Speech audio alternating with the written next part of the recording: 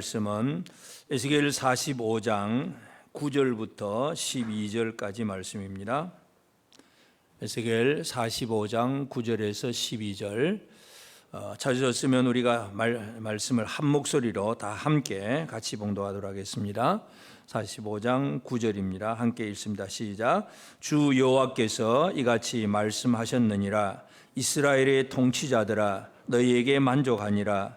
너희는 포악과 급탈을 제거하여 버리고 공의와 정의를 행하여 내 백성에게 속여 빼앗은 것을 그칠지니라.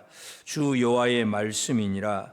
너희는 공정한 저울과 공정한 에바와 공정한 밧을 쓸지니 에바와 밧은 그 용량을 동일하게 하되 호멜의 용량을 따라 밧은 10분의 1 호멜을 담게 하고 에바도 10분의 1 호멜을 담게 할 것이며 세겔은 20계라니 20세겔과 25세겔과 15세겔로 너희 만회가 되게 하라. 아멘. 우리 하나님의 은혜가 어려운 성도들에게 가득하기를 바랍니다.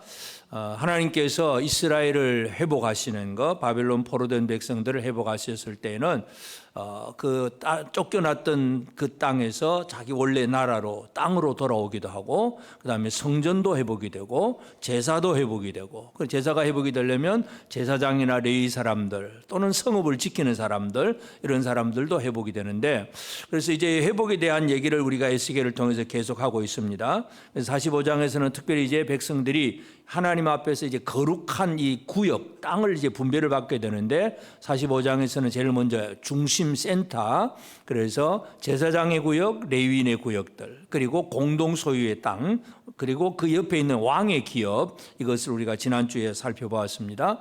이제 오늘 본문의 말씀은 45장 9절부터 12절은 이제 왕의 기업을 주었기 때문에 왕들에게 행하는 말이기도 한데, 그러나 그 왕에게 행하는 말은 왕 한 사람에게만 행하는 말이 아니라 모든 백성들, 하나님의 백성 전체에게 해당되는 그런 말이기도 합니다. 특별히 이제 우리가 회복 그러면 예배 회복이라든지 뭐 성전의 회복이 되고 뭐 이런 정도로 생각이 쉬운데, 진짜 이제 회복돼야 될 일이 뭐냐 하면 일상의 삶에서, 매일매일 살아가는 삶에서 믿음으로 제대로 살아가는 일상의 영성, 이것이 회복되는 것, 이것이 가장 중요한 일입니다. 다시 말해서 우리 성도들이 교회 나와서, 주일날 교회 나와서는 찬양하고 기도하고 열심히 믿음 생활을 하는데, 일상으로 돌아가서 직장에서나 또 사업을 하면서 서로 속이고 쏟고 뭐 사기치고 거짓말하고 그러고 그렇게 산다면 그건 일상이 무너진 사람이에요. 뭐 돈은 벌 수 있을는지 몰라도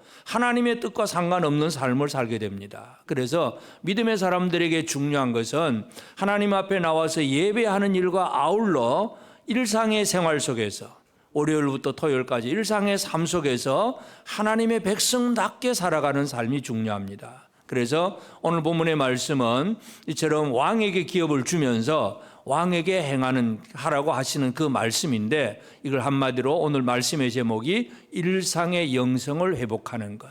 이것이 회복되어져야 진짜 회복입니다. 예배당만 짓는다고 회복이 아니고, 성전이 되었다고 회복이 아니라 삶이 하나님 앞에 하나님 백성다운 삶으로 회복되는 것이 중요합니다. 그래서 오늘 우리나라에 있어서도 참 이 정의라고 하는 그런 문제가 아주 크게 화두가 되어 있습니다. 지금도 여야가 나누어져서 서로 긴장하고 갈등을 하고 있습니다. 서로 뭐라 그럽니까? 다 정의를 외칩니다. 서로 법을 외칩니다. 나는 법을 지켰는데 너는 법을 어겼다, 그 얘기죠. 서로 그러면서 살펴보면 진짜 내민적으로 들어가 보면 모두가 법을 제대로 지키지 못하는 그런 일들 너무나 많다는 걸 알 수가 있습니다. 그래서 하나님이 원하시는 정의로움이 우리 개인의 삶에도 필요하고 이 나라 이 백성들에게도 필요합니다. 그래서 특별히 이제 우리가 이 오늘 본문에서 보면 뭐 여러 도량 형기들 얘기합니다. 뭐 저울, 그리고 에바, 밧, 뭐 세겔, 뭐 이런 얘기들 전부 무게를 달고 부피를 제고하는 그런, 또 돈의 그 도량, 돈의 그것을 얘기하는데, 이 모든 것들을 바로 정의롭게 하지 않으면 모든 것이 무너집니다. 그래서 일상의 삶에서 정의를 회복하는 것, 이것이 오늘 우리가 살펴야 될 가장 중요한 문제이기도 합니다.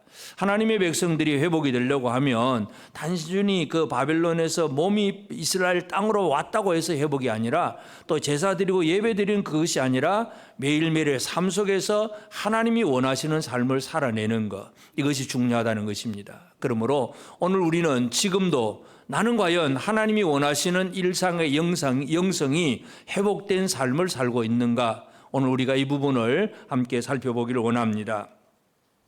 첫째로 우리가 생각해야 될 것은 이제 이 무너진 이 영성들, 뭔가 왜 유다가 망했느냐, 왜 이스라엘이 망했느냐, 그 원인부터 우리는 한번 살펴볼 필요가 있습니다. 9절 말씀에 주 여호와께서 같이 말씀하셨느니라 이스라엘 통치자들아 너희에게 만족하니라.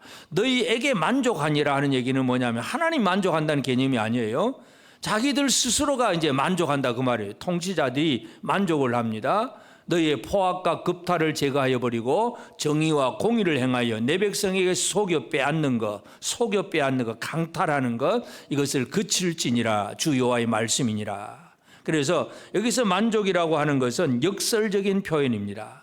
통치자들이, 왕들이 왜 이 이스라엘이 망했느냐, 이걸 우리가 잘 알아야 되는데 그들이 행한 것들은 자기들이 스스로 만족할 만큼, 이제는 됐어 하고 만족할 만큼 죄를 많이 지었다 그 말이에요.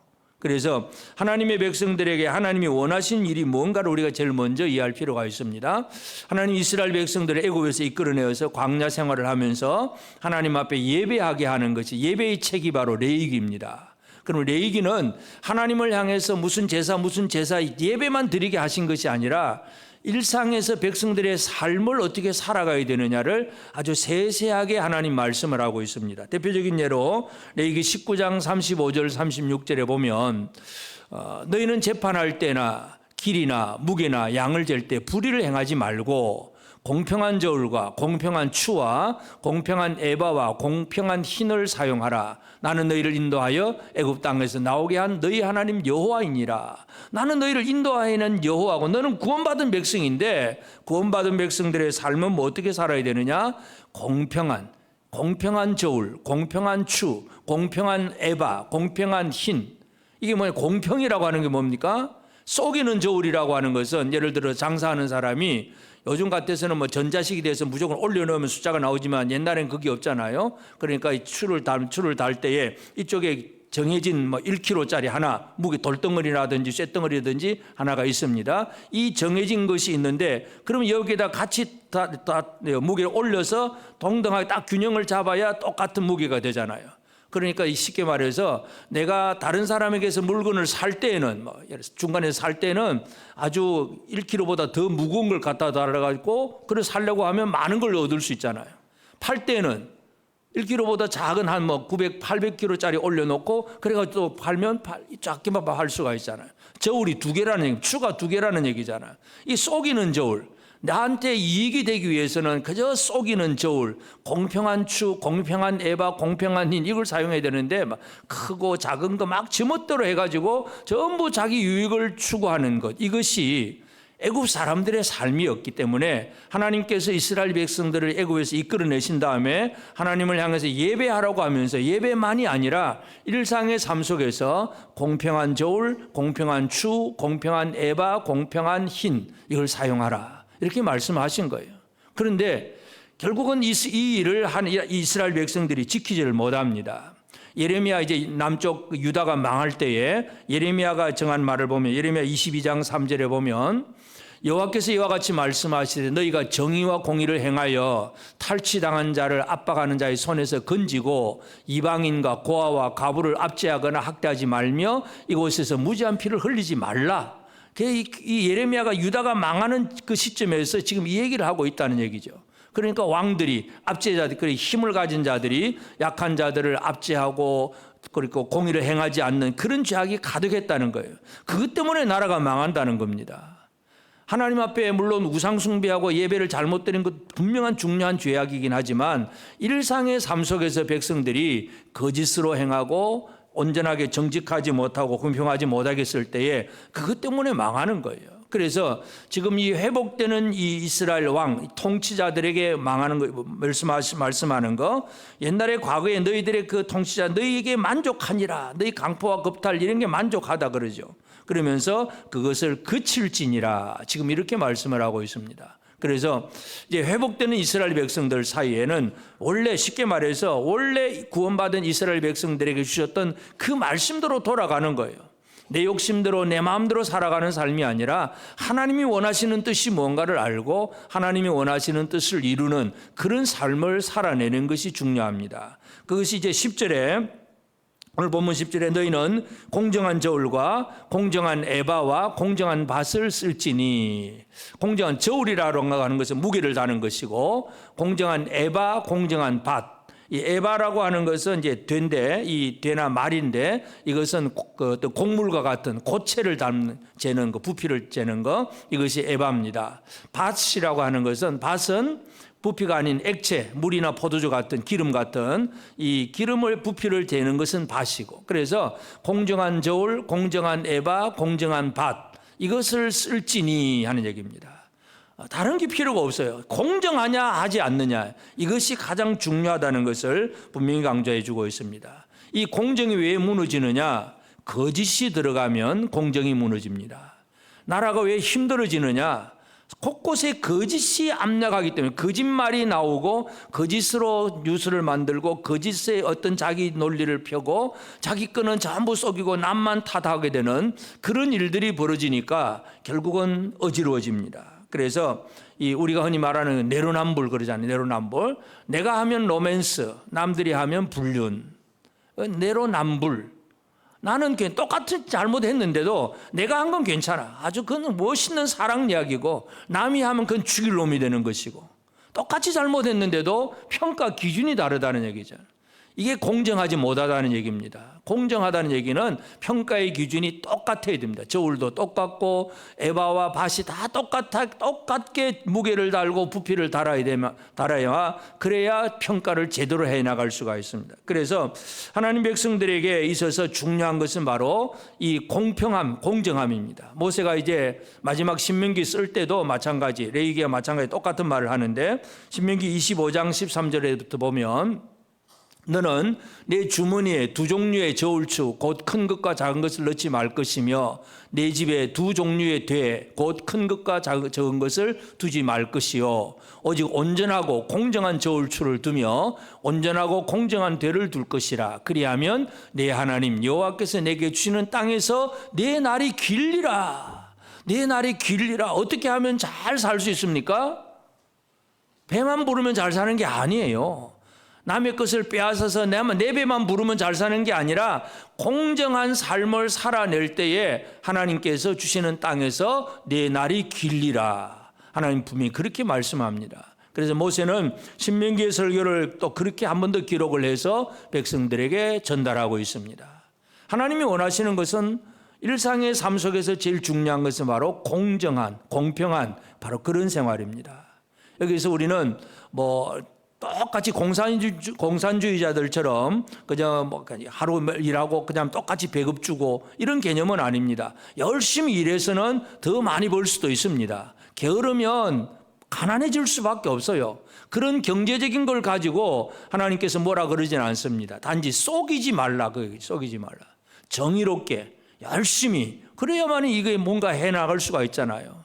근데 이제 공산주의자들은 막 그거 없이 무조건 똑같이 공동생산, 공동분배. 그러니까 공산주의가 망하는 거죠. 지금 공산주의는 공산주의도 아니고 완전히 막 독재 정권만 되어 있는 상태고, 바로 그런 것들이 성경적으로 한다고 하면서도 오히려 잘못돼 하나님이 원하시는 원래의 뜻을 모르기 때문에 그렇습니다. 하나님이 원하시는 것은 정의와 공평, 정직함, 바로 그런 것들을 원하고 계십니다. 그래서 이 이스라엘 왕에게, 이제 회복된 왕에게 공정한 저울, 공정한 에바, 공정한 밭을 쓸지니, 그런 얘기를 하고, 그러면서 이제 그 도량인가 여러 가지가 있으니까 에바와 밭은 그 용량을 동일하게 하고, 호멜의 용량을 따라 밭은 10분의 1 호멜을 하고, 이렇게 이제 10분의 1, 100분의 1 이렇게 이제 크기에 크고 작은 것, 이런 것들을 이제 규정을 해 놓습니다.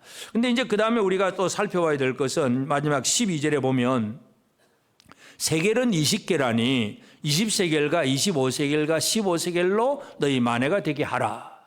자, 이 성경 구절이 참 힘들고 어려운 구절입니다. 여러 성경 주석이나 책들을 찾아봐도 이 구절을 제대로 해석하는 책이 별로 없어요. 그래서 어떤 사람은 자 이거 20세겔, 세겔은 20개란데 20세겔, 25세겔, 15세겔로 너희 만회가 되게 하라. 이게 도대체 뭘까?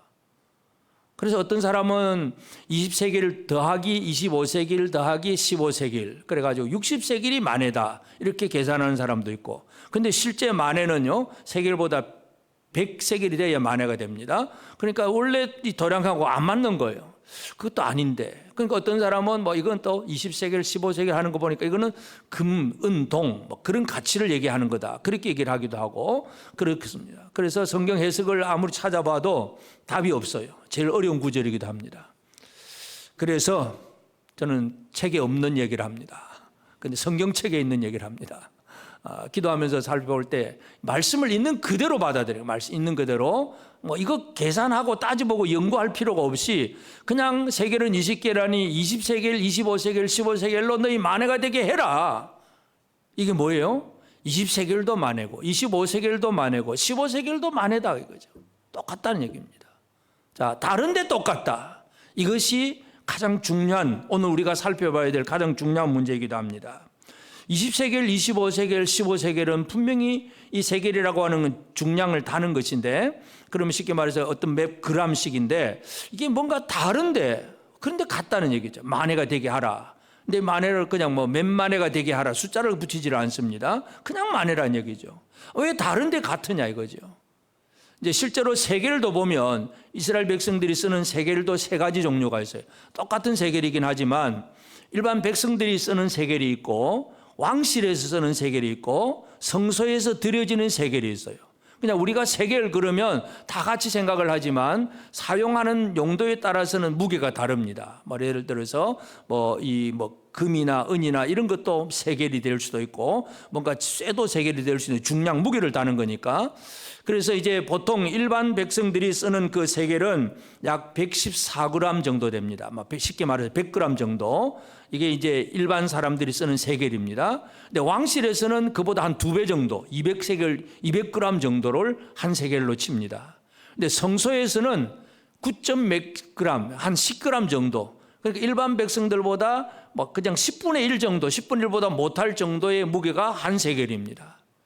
한 세겔인데 다 같이 한 세겔이라고 하는데 왕궁에 들어가려면 적어도 200g은 돼야 되고 일반 백성들한테는 한 100g 정도면 다 통하는데 성소에 들어가려면 10g 정도만 들어가도 세겔인 거예요. 하나님 앞에 나올 때는 그냥 일반 생활을 하다가 10분의 1만 가지고 와도 그는 세겔로 인정해 주는 거예요. 그리고 우리가 하나님 앞에 11조를 드리잖아요. 10분의 1만 드려도 하나님은 다 드린 거로 인정을 하시는 거예요. 10분의 1 드렸는데 하나님은 다 받았다고 생각하세요.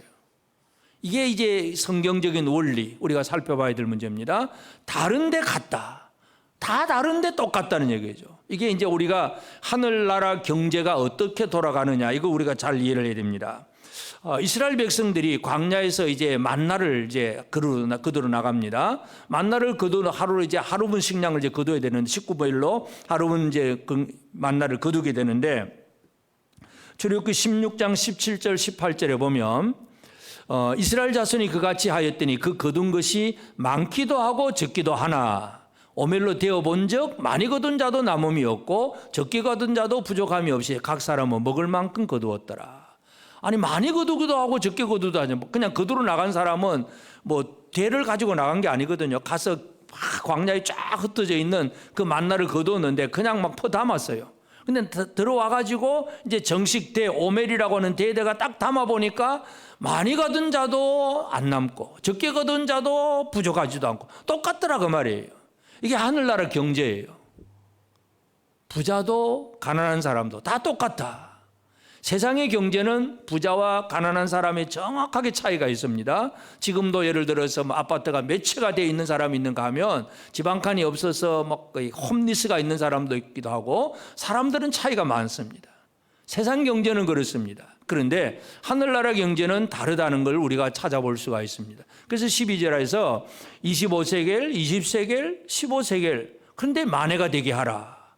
도무지 이해가 되지 않는 거지만 하늘나라 경제 시각으로 바라보면 이게 그구나 하는 것을 우리가 알 수가 있습니다. 다 다른데 하나다 그 말이에요. 다른데 하나다. 옆 사람을 한번 쳐다보십시다. 여러분하고 똑같습니까? 다르죠. 가지고 있는 돈도 다를 것이고 건강의 척도도 다를 것이고 살아가 모든 게 다 다릅니다. 똑같은 게 하나도 없어. 그런데 하나예요. 이게 이제 하늘나라 경제의 모습입니다. 그 원리를, 사랑의 원리를 우리가 잘 이해할 필요가 있습니다. 그래서 이 하나님 나라는 이 사랑의 원리가 있습니다. 출애굽기 22장 25절에 보면 네가 만일 너와 함께한 내 백성 중에서 가난한 자에게 돈을 꾸어 주면 너는 그에게 채권자 같이 하지 말며 이자를 받지 말 것이며. 이제 하늘나라 경제는 어떻게 돌아가느냐 하면 이제 백성들이 이방인들에게는 그 돈을 꾸어주면 이자도 받습니다. 유대인들, 이스라엘 백성들이 이방인에게 돈을 꾸어주면 이자도 또박또박 받습니다. 그런데 하나님의 법은 뭡니까? 내 백성 중에서 가난한 자에게 돈을 꾸어주면 채권자 같이 하지 말고 이자도 받지 말아라. 채권자 같이 가서 막 그냥 압류를 하고 막 그냥 안 주면 막 협박을 하고 막 이런 얘기 하지 말고 그냥 빌려주고 그가 갚을 때까지 기다려줘라. 하나님은 하나님의 백성들 사이에서는 이와 같은 경제 원리를 말씀을 합니다. 오늘 우리가 이 세상을 살아갈 때에 정의롭게 정직하게 바르게 잘 살아가는 것이 중요하긴 하지만 또 한 가지는 어떤 경우에 하늘나라 경제는 어떻습니까? 그냥 많이 가진 자나 적게 가진 자나 하나님 앞에서는 똑같은 거예요. 그래서 많이 가진 자가 적게 가진 자에게 나누어 주고 또 이자도 받지도 말고 또 막 그렇게 채권자 같이 그렇게 닥달하지도 말고 그냥 또 돌아보고 이 흩어보내어서 서로 하나가 되게 하시는 것, 이것이 하나님께서 원하시는 그런 사랑의 원리입니다. 이것이 회복되는 하나님 나라 백성들의 삶의 영성이에요. 오늘 우리가 영성이 뭐냐 할 때 그냥 깊이 기도를 하고 방언을 하고 그냥 이런 정도로만 영성을 생각하는데 실제 영성이 뭐냐 하면 정의롭게 정직하게 살아내는 것, 그리고 다른 사람에게 내가 좀 손해보더라도 그냥 또 넘어가고 또 그냥 보내주고 흘려보내주고. 바울이 고린도 교회에 그런 얘기 하잖아요. 서로 막 성도들끼리 싸워가지고 법정에 가서 송사를 하니까 그 문제 가지고 뭐라 그럽니까 바울이? 왜 너희들이 세상을 판단하는데 세상에 가서 판단받으려고 하느냐. 영적인 권위는 성도 교회 안에 있는 것이고, 그리고 오히려 차라리 지고 말지 이기려고 애를 쓰느냐. 부부싸움 지고 맙니까? 이기려고 애를 씁니까 여러분? 이 성도들의 삶이, 하늘나라 경제는 그냥 손해보고 지고 말고 똑같이 살아가는 바로 그런 삶의 원리를 분명히 강조하고 있습니다. 그래서 오늘 이거 12절에서 세겔은 20계란이 20세겔과 25세겔과 15세겔로 만회가 되게 하라. 이게 참 해석하기 힘든 구절이긴 하지만 하늘나라 경제 관점에서 보면 다 이해가 됩니다. 다른데 똑같아요. 어떤 사람은 20세겔, 어떤 사람은 15세겔, 어떤 사람은 25세겔입니다. 다릅니다. 가치도 다르고 어떤 뭔가 무게도 다르고 다 다릅니다. 그런데 만회가 되게 하라. 똑같은 만회다 그 말이에요. 이것이 하나님께서 원하신 일입니다. 그러면 이러한 일들, 이 하나님 나라의 영성, 이 일상의 영성이 우리는 어떻게 이루어지고 있는가를, 우리의 삶 속에서 이루어지고 있는가를 살펴봐야 되는데, 이 우리가 일상의 영성을 회복할 수 있도록 온전하게 하시는 이는 예수 그리스도밖에 없습니다. 예수님이 이 땅에 오셔서 사람들, 제자들을 세우실 때에 쉽게 말해서 왕 같은 제사장을 세우십니다. 왕을 세우는 거예요. 그런데 어떤 왕을 세우시느냐? 포악하고 압제하고 힘을 가지고 남을 누르는 그런 사람이 아니라 사랑으로 섬기는 자를 세우신다는 것, 이걸 우리가 먼저 이해할 필요가 있습니다. 예수님 자신이 바로 그렇게 오셨어요. 마태복음 20장 28절에 보면 인자가 온 것은 섬김을 받으려 함이 아니라 도리어 섬기려 하고 자기 목숨을 많은 사람의 대속물로 주려 함이니라. 자기 목숨을 많은 사람의 대속물로 주려고 이 땅에 오셨다고 분명히 얘기를 합니다. 그러면서 이제 부활하신 다음에 이제 떠나가기 전에 마지막에 베드로를 불러서 질문하잖아요. 우리가 잘 아는 말씀, 요한복음 21장 15절에 보면 그들이 조반 먹은 후에 예수께서 시몬 베드로에게 이르시되 요한의 아들 시몬아 네가 이 사람들보다 나를 더 사랑하느냐 하시니 이르되 주님 그러하나이다. 내가 주님을 사랑하는 줄 주님께서 아시나이다. 이르시되 내 어린 양을 먹이라. 예수님이 마지막에 제자들에게 이 베드로가 이제 대표적인 제자고 함께 있었잖아요. 다른 제자도 있었을 때에 다른 질문하지 않습니다. 예수님이 제자 훈련 마치는 시험을 치는데 시험 문제가 1, 2, 3번 세 문제입니다. 근데 문제지가 1, 2, 3번 문제 내용은 똑같습니다. 1번 문제가 뭡니까? 네가 나를 더 사랑하느냐. 2번 문제 나를 더 사랑하느냐. 3번 문제 나를 사랑하느냐. 똑같습니다. 대답은 내가 주를 사랑합니다. 베드로가 이제 고백을 하잖아요. 그때에 예수님이 하신 말씀이 내 어린 양을 먹이라. 목자가 되라 그 말이에요. 그러면 어떤 목자를 주님이 원하셨느냐 바로 그 얘기입니다. 나를 사랑하는 것처럼 형제를 사랑할 수 있고 어린 양을 사랑할 수 있겠느냐. 바로 그것에 대한 예수님의 질문이에요. 예수님이 제자들을 세우시는 것, 사도들을 세운다는 것, 내가 주님을 사랑하는 것처럼 다른 형제들을 사랑하겠습니다. 이것이 이루어져야 사랑으로 섬기는 자가 되는 것입니다. 예수 안에서 바로 우리는 이 사랑으로 누군가를 통치할 수 있는, 먹이고 입혀주고 길러주고 세워주는 그 일을 할 수 있는 진짜 왕이 된다는 사실입니다. 세상의 왕들은 힘과 권력을 가진 어떤 제도적인 무력과 힘을 가진 것이 세상의 왕이지만 하나님 나라 왕은 사랑으로 섬기고 오히려 다른 사람을 세워주는 그런 사람이 바로 진짜 왕이에요.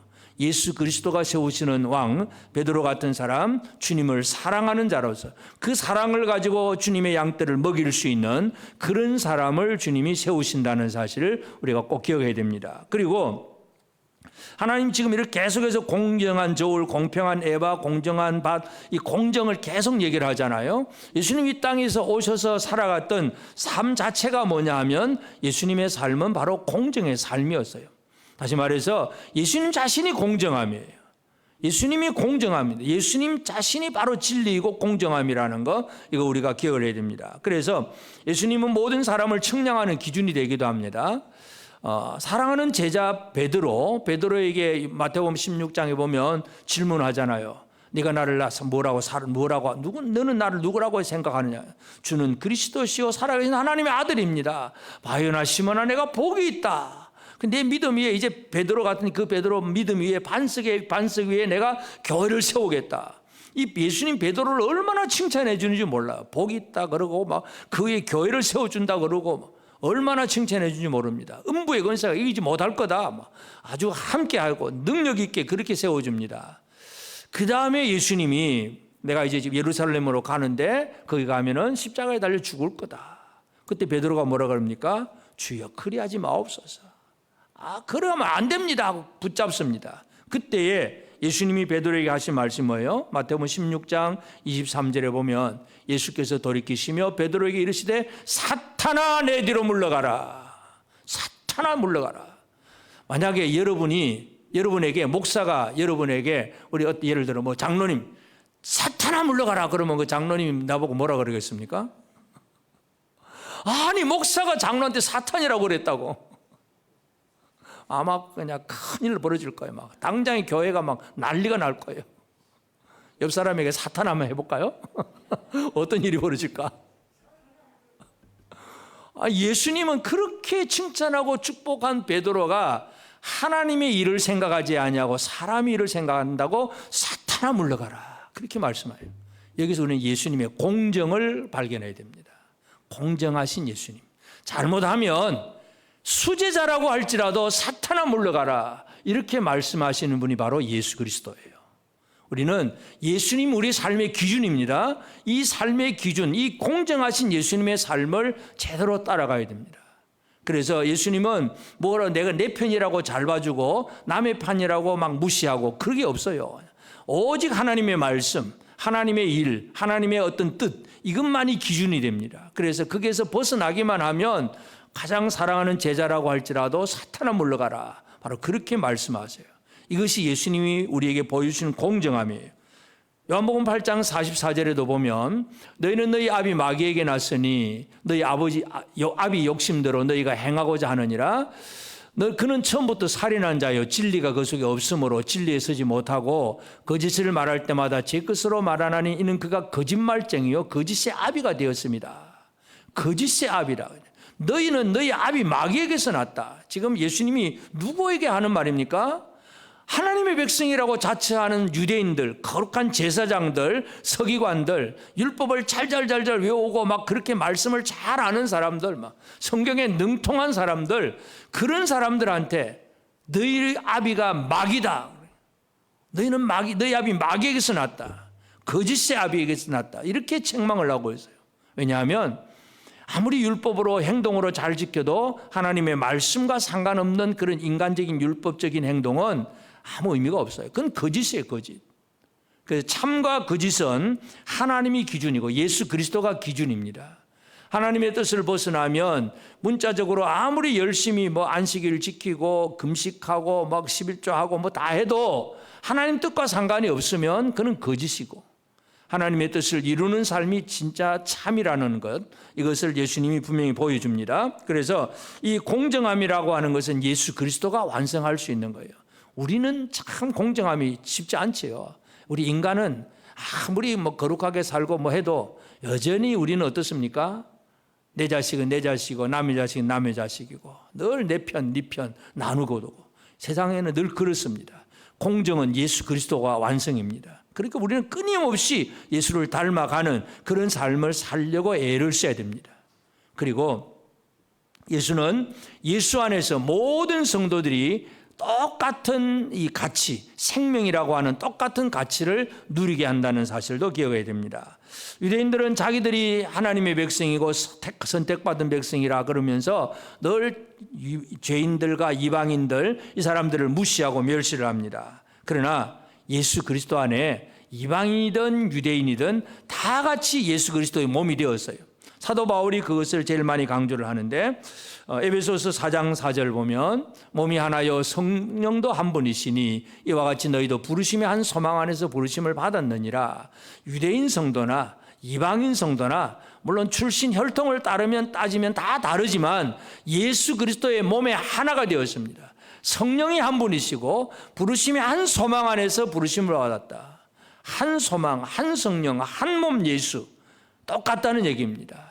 저 사람은 유대인, 나는 이방인, 서로 저 사람은 부자, 나는 가난한 사람, 저 사람은 많이 배운 사람, 나는 못 배운 사람, 사람들은 그걸 가지고 자꾸 차별화하고 나누고 있지만 예수 안에서는 예수 그리스도의 머리 대신 예수 안의 지체는 모두가 한 생명이에요. 손과 발, 눈, 코, 귀, 입 다 기능도 다르고 다 뭔가 다른 것 같지만 예수 그리스도 안에서 모두가 똑같다는 사실, 이것이 바로 하늘나라 원리라는 사실을 기억해야 됩니다. 오히려 이 몸 중에서는 연약한 곳이 더 소중히 여김을 받는다고 분명히 얘기합니다.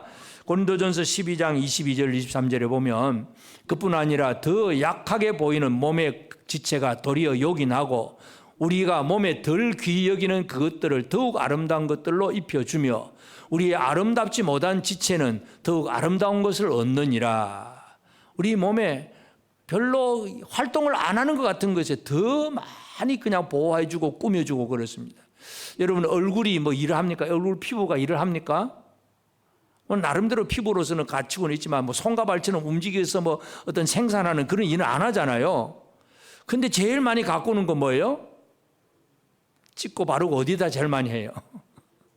얼굴에 제일 많이 와요. 이게 멋있게 하려고 얼마나 많이 해요? 얼굴은 일을 안 해요. 표정은 좀 하는지 몰라도 표정이 드러나는 그 정도인데 실제 일은 손과 발이 다 하잖아요. 그런데도 손과 발은 핸드크림 정도 발라주는 정도, 그 정도고 얼굴에다가 색조 화장까지 해가지고 멋있게 꾸며줍니다. 이게 성경적인 원리이기도 해요. 약하게 보이는 몸의 지체가 더 요긴하고 덜 귀히 여긴 것, 더 아름다운 귀한 것들로 입혀주고, 우리 성도들의 삶에서 연약해져 보이는 성도들, 힘없어 보이는 우리 주변의 형제들, 무시할 만한 형제들이 주님 앞에서는 어떻다고요? 더 귀한 존재라는 것. 옆에 있는 분이 귀한 존재임을 믿으십니까? 나보다 못하다고 무시하고 멸시를 합니까? 나보다 못하고 나보다 연약하니까 더 귀한 겁니까? 나보다 약하니까 더 귀한 거예요. 이게 성경적인 원리, 하늘나라 경제 원리가 그렇습니다. 예수 그리스도 안에서는 동일하게 다 생명인데 오히려 약한 자들을 더 귀하게 여겨준다. 그래서 오늘 우리가 하나님 앞에서 회복된 일상의 삶, 일상의 영성을 어떻게 살아가야 되느냐, 이거 가장 중요한 문제이기 때문에, 그래서 제일 첫 번째 우리가 생각해야 될 것은 내가 가지고 있는 힘들, 하나님 주신 힘들이 조금이라도 있습니다. 크고 작은 차이는 있겠지만 건강도 있고 지식도 있고 기술도 있고 뭔가 어떤 재력도 있을 수도 있고 뭔가 힘들이 있습니다. 이것을 어떻게 사용하느냐가 제일 중요합니다. 이걸 가지고 없는 자들, 나보다 약한 자들을 억누르는 일에 쓰면 압제와 급탈이 되고 속여 빼앗으면 강탈이 되고, 이게 이 나라가 망하는 문제가 바로 그것이었어요. 그렇기 때문에 내가 가진 힘을 어떻게 남을 섬기는 일에 잘 사용할 수 있느냐, 이것이 영성이 회복된 사람입니다. 공부를 많이 했거나 돈이 있거나 건강하거나 기술이 있거나 이걸 가지고 과시하고 자랑하는 것이 아니라 오히려 남이 잘 되도록 내가 헌신하고 섬기는, 내 힘을 쓸 줄 아는 그런 우리 성도들이 되어지기를 바랍니다. 오늘 우리는 이 힘을 잘 사용할 줄 알아야 돼요. 힘을 잘 사용하지 못하고 남의 것을 빼앗거나 그냥 속이고 이렇게 하면 가장 큰 문제가 이제 하나님 앞에서 버림받는 그런 결과가 나옵니다. 그래서 정의의 삶을 제대로 살아가야 되는데, 이 정의의 삶을 제대로 살려면 거짓이 없어야 되고, 거짓이 없으려고 하면 어떻게 되느냐? 사랑이 있어야 거짓이 없습니다. 성경의 로마서 12장 9절을 보면 사랑에는 거짓이 없나니 악을 미워하고 선에 속하라. 여러분, 사랑하면요 거짓이 없어요. 거짓을 꾸민다는 얘기는 벌써 사랑에 문제가 생겼다는 얘기고, 거짓이 드러나면 이제 거짓이 막 자리 잡으면 정의로움이 사라집니다. 속여 빼앗고 남을 속이고 내 것만 챙기고 이런 일들이 왜 일어나느냐? 근본적으로 거짓 때문에. 그런데 거짓은 사랑으로만이 거짓을 이길 수가 있습니다. 사랑에는 거짓이 없나니. 옆 사람에게 얘기합시다. 사랑에는 거짓이 없습니다. 사랑해야 거짓을 이기고, 거짓을 이겨야 정의를 실천할 수가 있습니다. 그 사랑이라는 게 얼마나 중요한가 하는 거 다시 한번 기억을 해야 됩니다. 이사야 53장 11절에 이사야 선지자는 이런 예언을 합니다. 그가 자기 영혼에 수고한 것을 보고 만족하게 여길 것이라. 나의 의로운 종이 자기 지식으로 많은 사람을 의롭게 하며 또 그들의 죄악을 친히 담당하리로다. 자, 이사야는 메시아에 대한 예언을 하는데, 이 메시아는 어떻게 하느냐 하면 자기 영혼에 수고한 것을 보고 만족하게 여길 것이다. 여러분이 수고한 것 때문에 여러분 만족하십니까? 그 수고가 남을 섬기는 거예요. 이 메시아는 어떤 일입니까? 자기의 모든 사람들을 다 헌신해서 십자가에 다 내려놓고 다른 사람을 의롭게 만들고 다른 사람에게 생명을 주는 그 일을 해놓고 자기는 죄악을 친히 담당하면서 그것을 만족해 하세요. 이게 메시아 예수 그리스도입니다. 우리는 내 힘을 챙기고 내 명예를 챙기고 내 권력을 챙기려고 하다 보면 다 잃어버리게 되어 있지만, 메시아 예수 그리스도 안에서 내 모든 것들을 남을 섬기는 일에 잘 사용하고 그것을 만족해 할 수 있는 성도들이 되어져야 됩니다. 여러분, 옆에 있는 형제들을 섬기면서 만족하십니까? 한번 쳐다보시고, 아직도 만족할 만한 일이 없으십니까? 무엇이 만족인가를 잘 이해해야 됩니다. 남들은 저거밖에 안 되는데 나는 이렇게 돼, 내가 잘났어, 이것 때문에 만족한다면 진짜 하나님의 뜻을 모르는 사람이에요. 진짜 우리의 만족은 뭡니까? 남을 섬기면서 그것 때문에 만족하는 거. 이게 메시아의 만족이에요. 이 만족함이 우리에게 가져가기를 바랍니다. 악한 통치자들은 압제하고 강탈해서 빼앗아가지고 내 것 많이 챙겨가지고 그거 만족하는 죄악으로 가득한 삶인데, 오늘 우리의 삶은 결코 그렇게 해서는 안 됩니다. 우리의 삶은 하나님이 원하시는 사랑의 섬김의 삶을 제대로 살아가야 됩니다. 그리고 이제 우리가 살아갈 것이 바로 공정한 생활이잖아요. 솔로몬이 지혜의 잠언에서 그런 얘기를 합니다. 잠언 11장 1절에 보면 속이는 저울은 여호와께서 미워하시나 공평한 주는 그가 기뻐하시느니라. 하나님이 기뻐하는 게 뭔가? 하나님이 무엇을 기뻐하시느냐? 그 일을 해나가야 되잖아요. 속이는 저울은 여호와께서 미워하시는 거예요.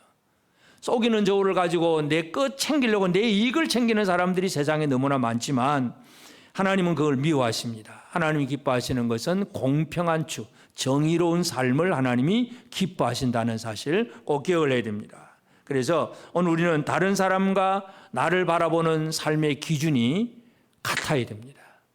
내로남불이 되면 안 됩니다. 그래서 나에게 대해서는 내가 좀 잘못한 거 뭐 이 정도야 할 수 있지, 그냥 넘어갑니다.